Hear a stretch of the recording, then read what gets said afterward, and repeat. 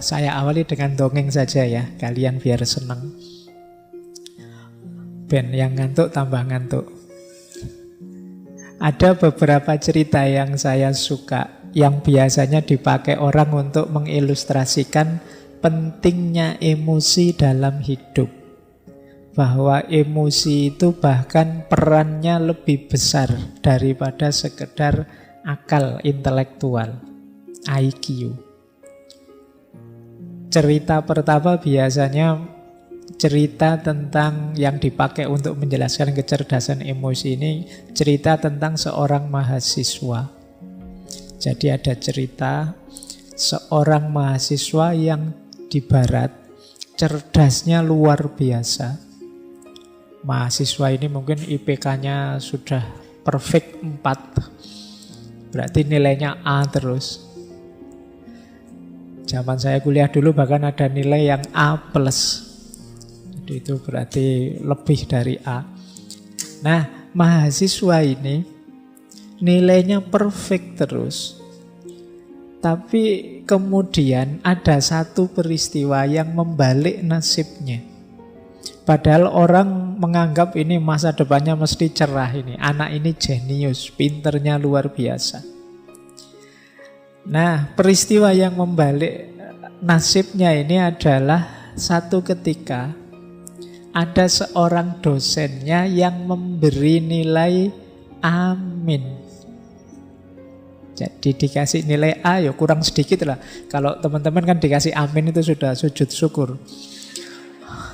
Karena biasanya dapatnya E, dapat B, dapat amin, alhamdulillah mungkin gitu. Tapi karena dia ini selalu dapat A, begitu dapat amin tidak terima dia. Karena dia nganggap aku ini perfect kok dapat amin, salahku di mana?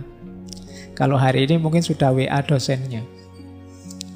Nah, cuma anak ini saking marahnya kemudian pulang ambil senjata di rumah, balik ke kampus, dosennya ditembak, tewas. Nah, jadi dia sangat cerdas secara IQ, akalnya, tapi secara emosi dia sangat lemah, sangat rendah. Nah, ini cerita pertama. Bagaimana emosi bisa mengubah nasib kita dalam sekejap. Semula orang membangga-banggakan ini masa depannya cerah, tiba-tiba hanya karena nilai amin tadi masa depannya terbalik sekarang. Mungkin urusannya terus penjara, dia di penjara lama. Cerita kedua. Kita ke Cina sekarang. Kalau tadi dari Amerika, dari Barat, kita ke Cina. Ada cerita yang saya ingat dari Genghis Khan. Genghis Khan ini dulu pernah kita bahas ya secara khusus, orang hebat.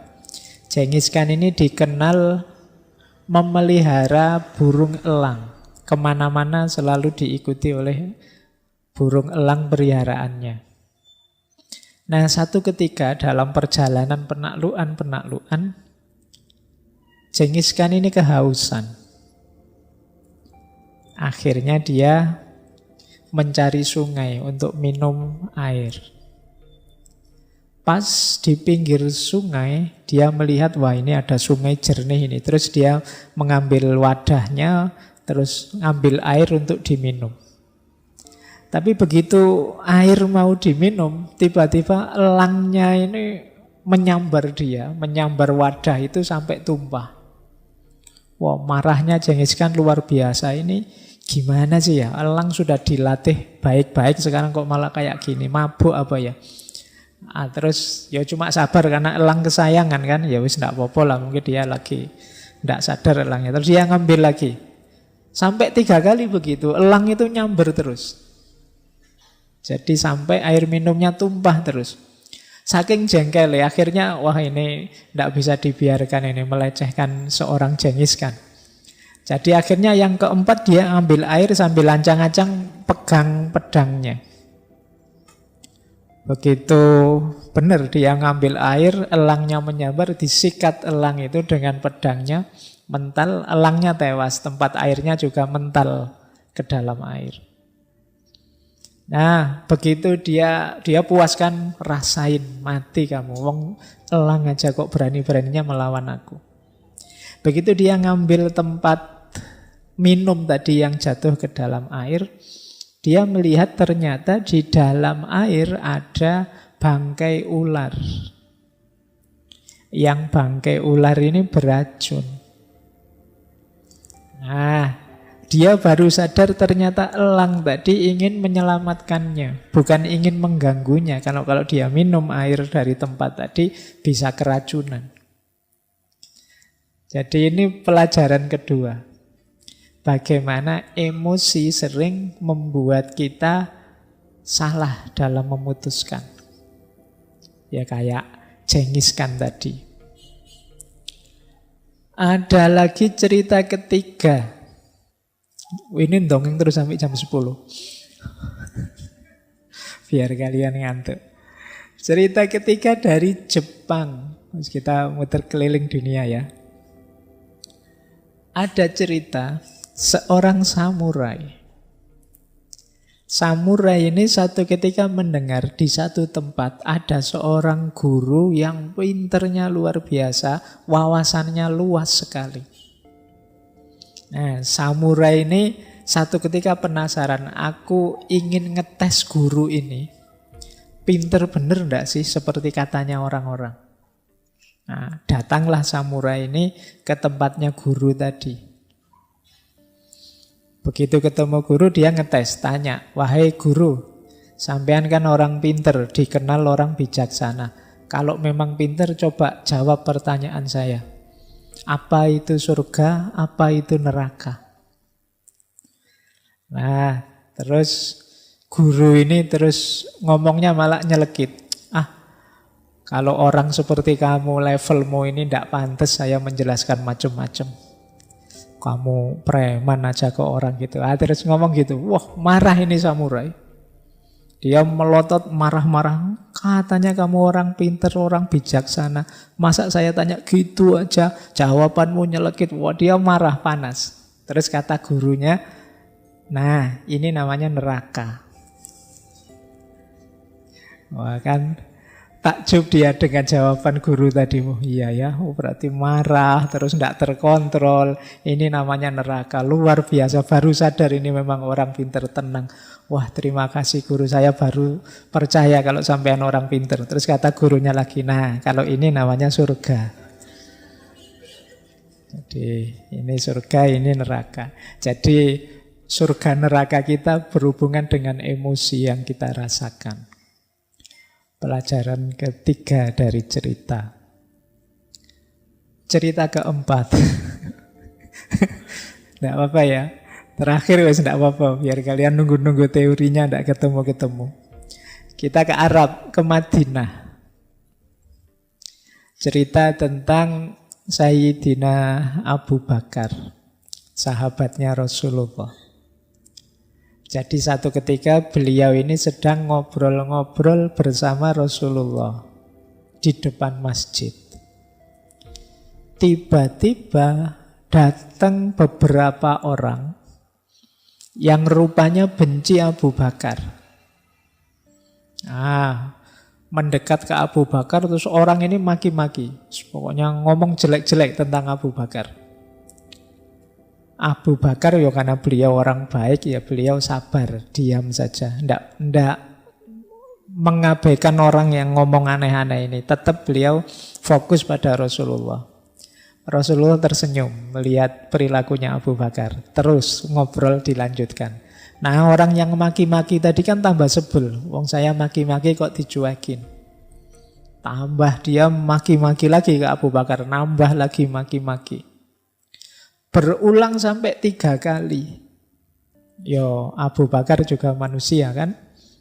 Bolak-balik dimaki-maki yo panas juga.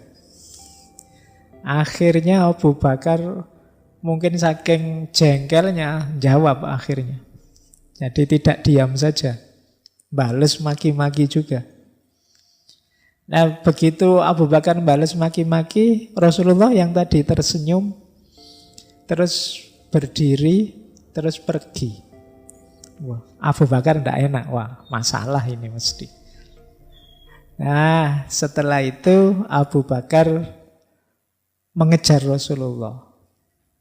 Beliau bertanya, wahai Rasulullah, mengapa kok tadi senyum-senyum begitu saya jawab, kok terus panjenengan pergi menjauh dari saya? Kata Rasulullah, tadi waktu engkau dimaki-maki dan sabar diam saja, malaikat-malaikat hadir di sekelilingmu. Jadi supportermu, mendukungmu sepenuh hati dalam kesabaranmu. Nah, aku juga jadi kerasan karena malaikat banyak hadir. Tapi begitu engkau bales, begitu engkau juga ikut-ikutan maki-maki, ya malaikatnya pergi. Setan-setan yang datang. Yo, karena yang datang setan-setan, ya aku pergi. Baik, cerita keempat. Jadi kelihatan ya, paling tidak dari cerita-cerita tadi bahwa emosi itu penting. Dia bisa membalik nasib kita. Dia bisa menentukan keputusan kita. Seperti cerita Genghis Khan tadi. Dia bisa jadi surga atau neraka kita seperti cerita samurai tadi.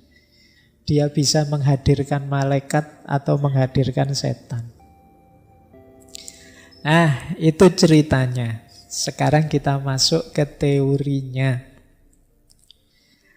Emotional quotient. Kecerdasan emosi. Apa sih kecerdasan emosi itu? Jadi orang yang cerdas secara emosi adalah orang yang mampu dan kuasa untuk mengenali dan memahami emosinya. Ini yang pertama. Jadi paham emosinya. Jangan dikira ini mudah loh. Banyak orang yang tidak mengenali emosinya.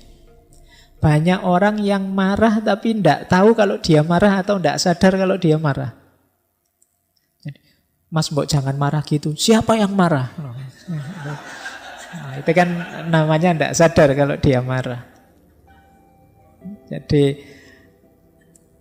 orang yang cerdas emosi itu bisa menjelaskan dirinya. Dia paham dirinya. Ini saya sedang marah ini. Saya sedang gembira ini. Saya sedang sedih ini.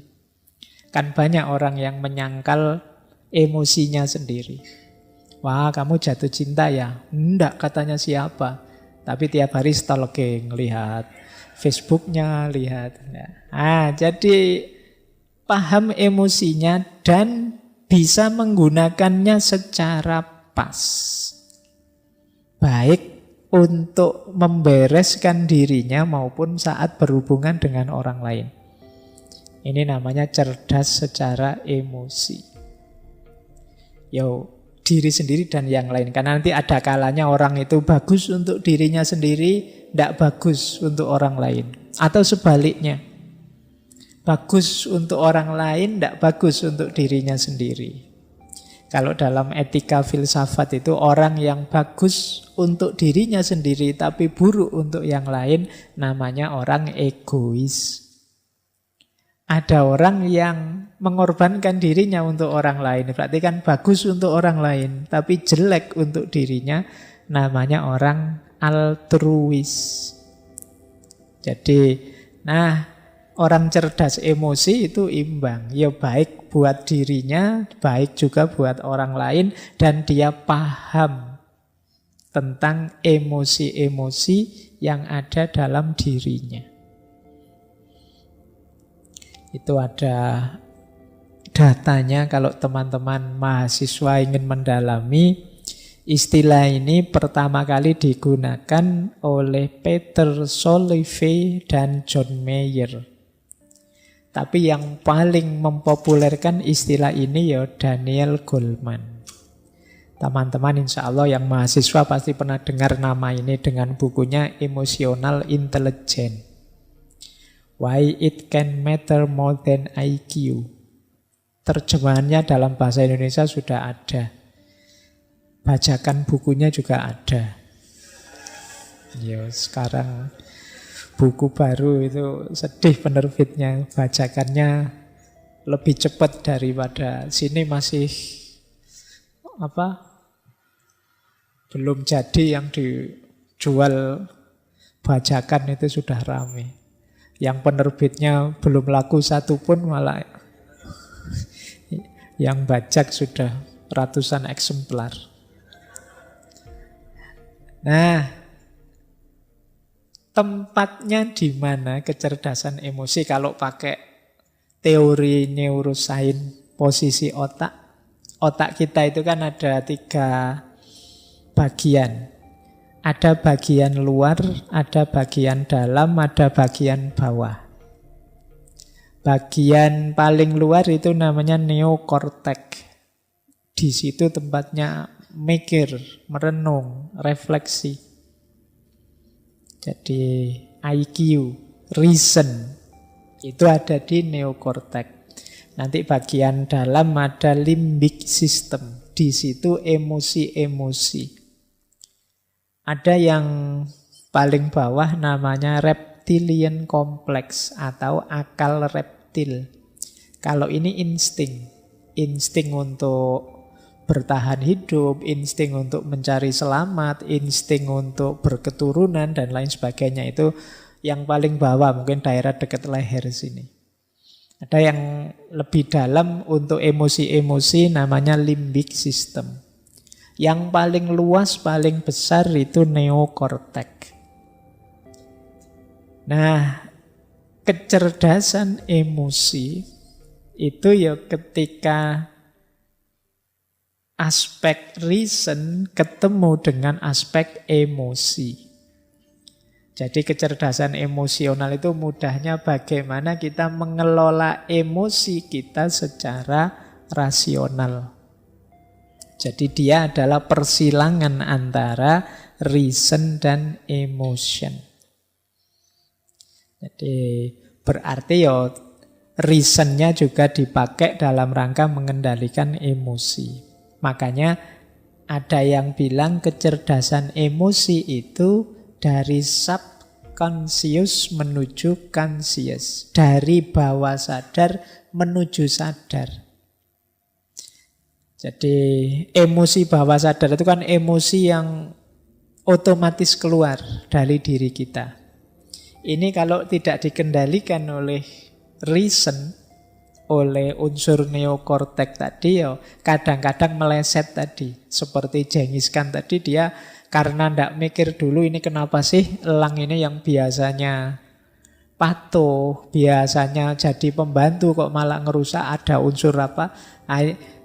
Yang dia mendahulukan subconsciousnya, dorongan dalam diri, dorongan kemarahannya, ya akhirnya menemukan kemalangan karena dia tidak berpikir panjang. Jadi kecerdasan emosi itu bagaimana dorongan bawah sadar kita kendalikan secara sadar. Emosi-emosi yang muncul dalam diri kita, kita kelola secara pas, secara sadar. Inilah kecerdasan emosi. Ini untuk yang ini silahkan nanti yang ingin belajar neuroscience tentang konstruksi akal kita. Baik, saya lanjutkan. Tidak berlama-lama di situ nanti teman-teman puyeng. Kita masuk ke sini ya. Bedanya apa sih IQ sama AQ? Kalau teman-teman tes-tes di mana-mana kan biasanya ada TPA, itu kan kebanyakan menguji IQ kita. Kalau IQ ya titik beratnya pada logika, analisis, dan relatif permanen. Jadi tingkat kecerdasan kalau aspek IQ ini relatif, makanya ketika diukur bisa, oh IQ-nya sekian, IQ-nya sekian, itu bisa karena relatif permanen. Nah, beda dengan emotional quotient. Beda dengan kecerdasan emosi. Kalau kecerdasan emosi ini tidak paket, tidak harga mati. Dia bisa dipelajari, bisa dikembangkan. Jadi, Pak, saya emosinya sudah terlanjur pemarah ya Pak. Ya sudah, berarti saya sudah kayak gini. Ndak ada paket jadi kalau emosi. Dia bisa dibiasakan. Saya orangnya memang cengenges-cengenges gini oh Pak. Ya sudah paket dari sana misalnya. Ndak ada paket kalau emosi. Kalian bisa jadi orang pemarah, bisa jadi orang penyabar kalau mau. Ya kalau ndak mau ya terkecuali. Tapi kalau mau pasti bisa. Pak, saya itu ndak telaten yang gitu-gitu. Kalau mau pasti bisa. Telaten itu bisa dilatih.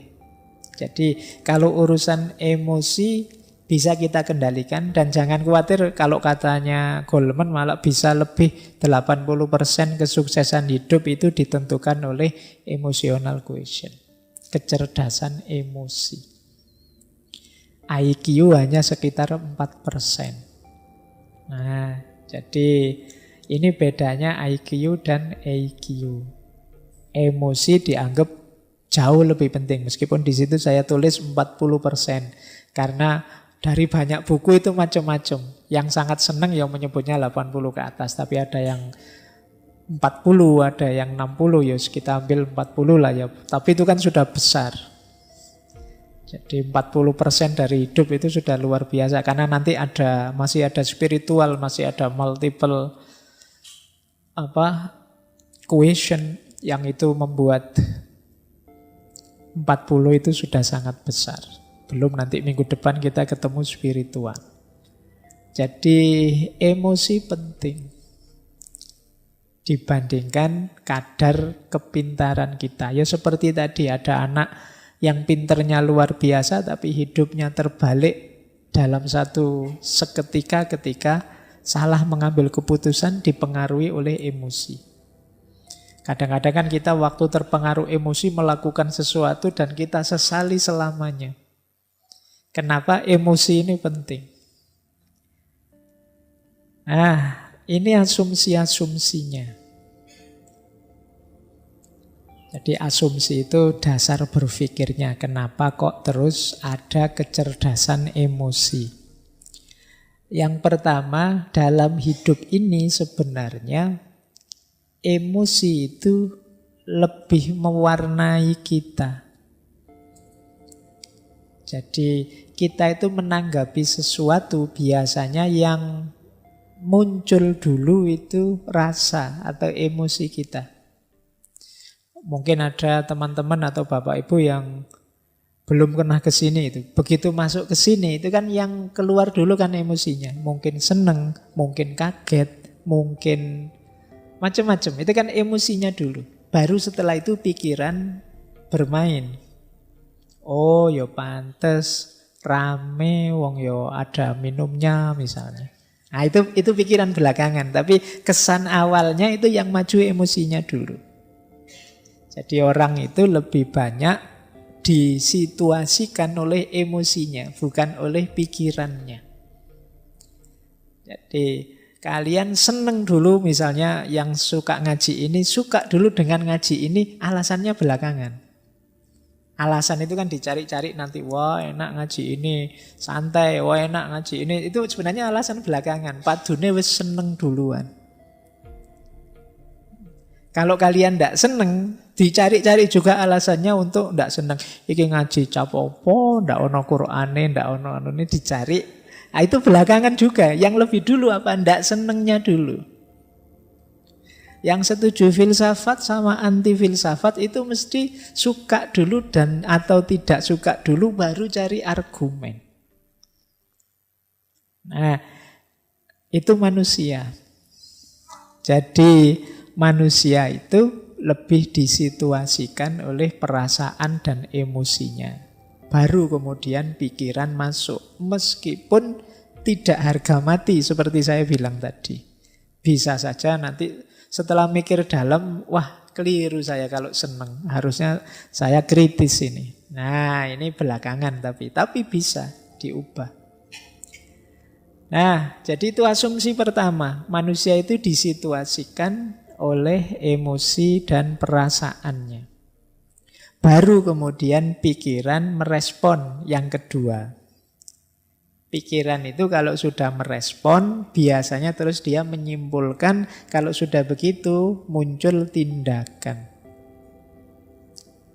Saya seneng nih, kemudian iya sih karena itu santai, ndak ada tugas macam-macam, ada minumnya, terus akhirnya saya rajin ke sini.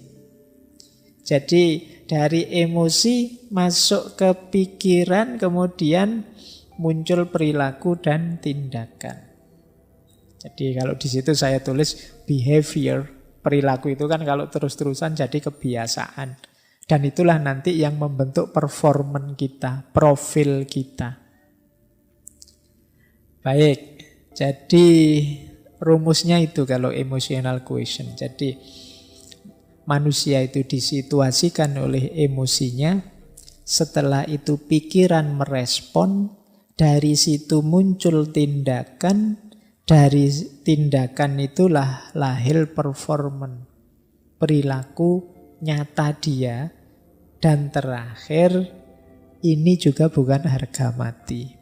Kalau kemudian dia pikir, saya seharusnya tidak begitu, saya seharusnya tidak begini ya, bisa dibiasakan ulang. Yang semula rajin bisa kemudian, saya tidak usah ikut ngaji lagi saja, tidak ngaji lagi, itu bisa. Tidak ada harga mati kalau manusia, dimensi batinnya. Baik, jadi ini asumsi-asumsinya.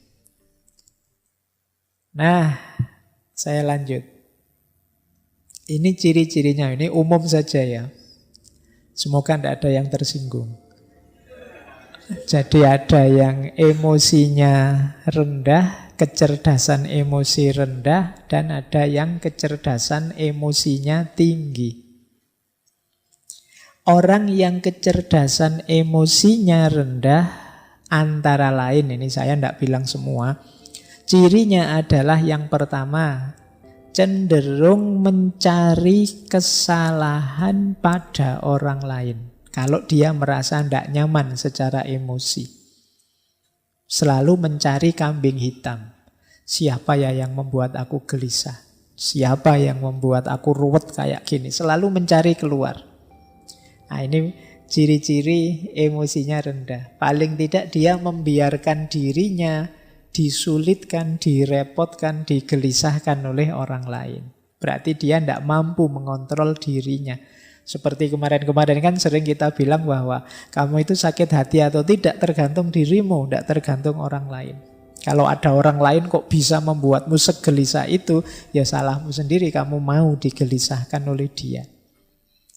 Nah, jadi cenderung menyalahkan orang lain. Yang kedua, tidak mampu mengungkapkan perasaan. Seneng tapi tidak berani mengungkapkan bahwa aku suka. Benci tapi takut mau bilang aku tidak suka. Ini daya kontrol emosi kita tidak bagus. Tidak cerdas mengungkapkan apa yang kita rasakan. Pak, saya tidak nyaman loh Pak ngaji kayak gini nih, tapi saya tidak berani ngomong lah. Nanti kalau saya ngomong diketawain orang semasjid ini misalnya. Itu ada sering kita itu dilanda kendala untuk mengungkapkan apa yang kita rasakan. Ya kita sulit milih ekspresi yang pas, diksi yang sesuai, yang tidak menyakiti orang seperti apa. Itu kita sulit milih. Ini berarti kemungkinan memang daya kecerdasan emosi kita perlu ditingkatkan lagi. Yang ketiga, suka menyerang, menginterupsi, mengkritik, memberi cap orang lain. Agresif ke orang lain. Ini ciri-ciri kecerdasan emosinya kurang tinggi. Saya mau bilang rendah kok sungkan. Jadi ya jangan suka nyerang orang lain. Ini alamat apa? Dia kesulitan untuk berempati atau memahami atau mengerti perspektif yang diambil orang lain. Jadi dia hanya merasa satu-satunya yang benar ya versiku. Akhirnya yang lain dianggap salah semua, dikritiki, diserang terus yang lain. Nah, ini kemampuan kelola emosinya rendah. Yang keempat, suka memberi analisis rasional berlebihan menanggapi ungkapan perasaan orang lain. Nah, ada enggak teman-teman yang punya teman ketika kita sedikit curhat padanya, kita curhat 3 detik, dia nasihatnya setengah jam. Ya. Aku itu loh kok perasaanku ndak nyaman ya. Wah, terus kita nasihati, ya hidup itu memang begitu, ada teori ini ada. Iya. Jadi itu sebenarnya ya termasuk ciri-ciri belum matang emosinya. Masih ingin mendominasi, masih ingin menguasai, masih ingin orang lain harus ikut dia. Nah, terlalu banyak ingin ngontrol. Berarti dia ingin memposisikan diri lebih tinggi dari temannya, dari sahabatnya. Nah, termasuk ciri emosi yang rendah adalah sering bohong tentang perasaannya atau emotional dishonesty. Ini sama seperti tadi, kalau tadi tidak mampu mengungkapkan, kalau ini bohong. Mungkin demi citra, mungkin demi orang lain senang, mungkin demi macam-macam, tapi intinya dia bohong. Padahal itu merugikan dirinya, bisa juga merugikan orang lain. Karena orang lain jadi sulit memposisikan diri di hadapan kita. Suka enggak kamu kalau saya gayanya begini? Sebenarnya enggak suka, tapi bilang, wah suka sekali saya Pak. Meskipun nanti kalau saya enggak ada, diam-diam, itu loh Pak Faiz ngomong apa sejak tadi misalnya. Nah, ini namanya emotional dishonesty. Jadi ketidakjujuran emosional. Ini kalau orang-orang dekat kita, kalau kita tahu mereka tidak jujur kan menyakitkan. Jadi tidak hanya merugikan diri sendiri, tapi merugikan orang lain juga. Karena kita jadi sulit memposisikan diri di hadapan dia, wong dia tidak jujur. Jadi seneng tapi bilangnya benci, benci tapi bilangnya seneng, itu kan merepotkan. Jadi, ya mbok kalau seneng bilang saja seneng. Meskipun saya seneng sih, tapi ya kamu ndak usah terbebani lah, wong cuma saya saja. Kok kan ndak masalah. Yang penting kamu jujur. Nah, biasanya juga orang yang emotional quotient-nya rendah itu adalah pendengar yang jelek. Ndak betah dia mendengarkan, suka interupsi, suka debat. Ndak mampu menunggu orang sampai tuntas bicara. Di tengah jalan selalu menyela. Nah, ini kemampuan kontrol dirinya rendah. Mungkin kadang kalau debat itu kan sering saling nyamber itu. Mungkin dia khawatir kalau ini teman lawan bicaraku selesai ngomong, jangan-jangan sulit aku bantahnya. Akhirnya dicegati tengah jalan. Nah, ini pendengar yang jelek. Berarti debatnya memang nyari menang kalah, bukan mencari yang benar. Maka yuk latihan. Terus melebih-lebihkan atau mengecil-ngecilkan yang dirasakan. Kan banyak orang itu hal kecil diheboh-hebohkan. Perasaannya sendiri yang biasa saja sebenarnya itu urusan sepele, tapi seolah-olah wah, sekedar misalnya, wah aku kok enggak kebagian minum ya, wah jangan-jangan takmirnya sentimen saya. Jangan-jangan dibesar-besarkan. Ini mungkin dia khawatir tersaingi oleh aku mungkin. Dia khawatir mikirnya enggak karu-karuan, melebih-lebihkan. Jadi mendramatisir hal-hal yang sebenarnya biasa-biasa saja. Baik, terus tidak peka terhadap perasaannya orang lain. Jadi orang seperti apa dia tidak peka. Jadi ngertinya ya perasaanku saja. Dia marah-marah kalau orang tidak mengerti dirinya, tapi dia tidak mau mengerti orang lain. Kemudian sering merasa insecure, tidak aman. Sukar menerima kesalahan diri sendiri dan berat kalau mau minta maaf. Jadi kalau ada teman-teman punya ciri begini, berarti ya harus belajar lagi emotional quotient, kecerdasan emosional. Kemudian pesimis, merasa dunia ini tidak adil. Wah, tidak adil dunia ini. Orang kaya kok tambah kaya, aku kok tambah miskin. Kan sering yang mengeluh begitu kan banyak. Tidak adil Allah ini. Kadang-kadang Allah juga dimarahi. Nah, ini hidup pesimis. Apa maunya Allah itu? Saya kemarin baca di mana itu. Apa yang dipikirkan Tuhan itu kan gitu. Kan banyak yang komplain dengan kalimat-kalimat begitu. Baik, jadi pesimis. Sukanya mengeluh.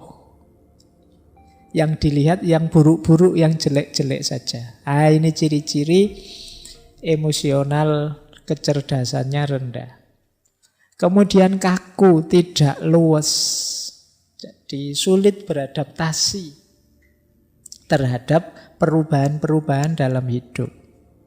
Orang yang kaku itu kan berat, mudah patah. Maka jadilah orang yang tangguh. Tangguh itu bukan berarti kaku. Kalau pakai ilustrasi biasanya orang berilustrasi kayak sabuk. Sabuk itu kan lentur. Jadi kadang-kadang dipakai di gigi 1 ya bisa, di gigi 2 bisa. Kalau kita sedang kerempeng ya masih bisa pakai yang gigi paling awal. Nanti kalau sudah agak makmur bisa. Luwes sabuk itu dipakai seperti apa saja bisa. Karena apa? Dia lentur. Beda dengan yang kaku. Tombak misalnya, itu kan tidak bisa dilipat, tidak bisa ditekuk. Kalian bawa tombak naik motor ya malang-malang tidak karu-karuan. Karena apa? Kaku, mudah patah. Tapi kalau pakai sabuk gampang.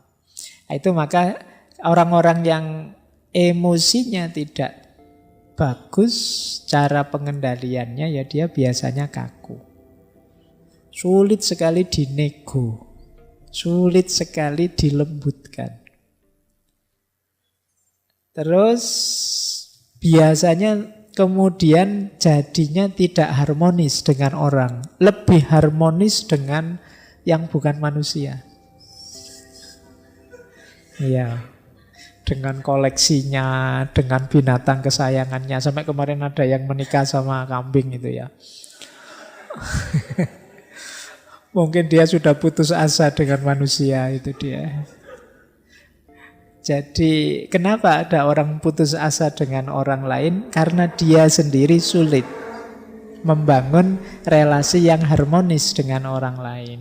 Dia menyangkal fakta bahwa kita ini makhluk sosial yang tidak bisa hidup sendiri. Nah, jadi itu di antara ciri. Kalau ada orang kok lebih sayang dengan motornya, dengan mobilnya daripada keluarganya, anaknya, istrinya, itu kemungkinan ada masalah dalam relasi. Terus puas kalau bisa menghina orang lain, mengalahkan orang lain. Kadang-kadang dibela-belain dengan bikin hoax, bikin kebohongan. Yang penting musuhku kalah. Nah, ini berarti orang yang lemah secara emosi. Kebalikannya kalau orang yang kecerdasan emosinya tinggi, itu ya kebalikan ciri-ciri tadi. Dia tidak takut mengungkapkan apa yang dirasakan. Kalau iya bilang iya, kalau tidak bilang tidak. Kemudian tidak didominasi oleh perasaannya. Orang bisa takut manusiawi tapi jangan didominasi oleh rasa takut. Orang bisa kecewa, ya wong manusiawi, tapi ya jangan terus hidupmu hancur gara-gara satu kekecewaan kecil. Jadi tidak didominasi oleh perasaan. Kemudian mampu membaca isyarat-isyarat, tidak hanya kata-kata. Ini hubungannya dengan kepekaan tadi. Misalnya sudah jam 10 ngaji tidak selesai-selesai, yang di sana menguap, yang di sini menguap, tapi saya ngomongnya asik saja, tidak peduli. Itu padahal di sana sudah isyarat itu kan, menguap itu ngantuk. Nah, membaca bahasa nonverbal ini salah satu ciri kecerdasan emosi. Itu nanti kayak orang ceramah, tidak selesai jamaahnya sampai mulet-mulet dia ngomong terus. Sampai dikode gini-gini juga tidak paham. Materinya malah ditambah. Al-waktu kas-saif. Waktu memang penting. Ini sudah diminta selesai, tidak paham. Ini komunikasi nonverbal namanya. Ciri orang yang cerdas emosi. Kadang-kadang dikedipin sekali saja paham. Itu cerdas. Kita mengangguk atau menggeleng sebentar dia paham. Itu cerdas secara emosi. Banyak orang yang tidak peka dengan yang begitu-begitu. Nah, kemudian orang yang cerdas emosi itu melakukan segala sesuatu karena dirinya sendiri, tidak tergantung atau mudah terpengaruh oleh segala yang di luar dirinya. Jadi dia bisa memotivasi dirinya. Hari ini kan banyak orang untuk motivasi saja mahal-mahal ngundang motivator. Biar saya ndak males, Pak. Oh, ndak males saja kok mahal. Tinggal kamu ndak males kan selesai. Tapi kan kita menghabiskan biaya banyak untuk memotivasi diri kita. Loh, orang yang cerdas emosi itu mampu memotivasi dirinya. Kemudian kebalikannya orang yang rendah emosinya, dia optimis, orang yang cerdas emosi itu. Kemudian nyaman kalau membicarakan perasaannya, tidak malu-malu. Kemudian tidak kalah oleh emosinya seperti tadi. Nah, mampu merenungi dirinya, mampu muhasabah kalau bahasa agama. Oh iya ya, apa pas ya saya emosi saya seperti tadi misalnya. Harusnya aku lebih agresif sedikit sehingga anak-anak ini tidak ngantuk misalnya. Itu merenung. Karena saya bilang tadi emosi kita itu bukan harga mati. Tidak seperti IQ. Jadi tergantung kita ingin dibentuk seperti apa. Nah, kemudian ada ketahanan emosi, tangguh.